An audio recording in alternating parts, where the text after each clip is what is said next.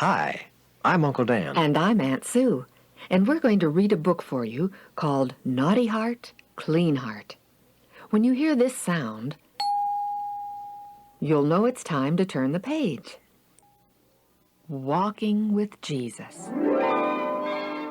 Tommy had begun to be quite a regular visitor at Mary's house.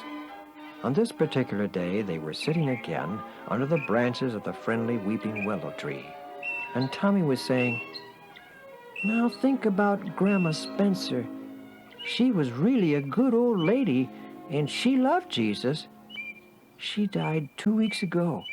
You said," and he turned to point his finger right at Mary, "you said that Jesus took our sins, and he died for them so we wouldn't have to die. So why did Grandma Spencer die?" "But Tommy," said Mary, "Grandma Spencer won't stay dead.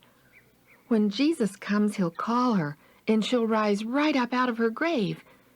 But if she'd been wicked, she wouldn't have heard him call, because she wouldn't know his voice."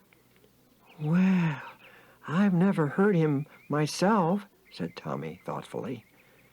"Jesus talks to us by speaking to our minds," Mary explained. "When we do wrong, he makes us feel bad inside, and that's how he says, 'You did wrong, but I'll be glad to forgive you if you're sorry.'"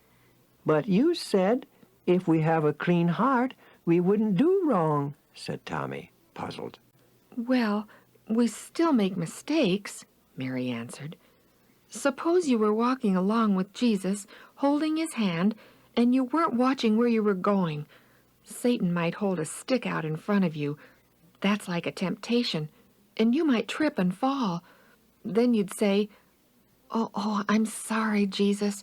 I wasn't watching where I was going. Look, I've fallen, Jesus. Help me.' And he would say, 'Just hold on. I'll help you up again.'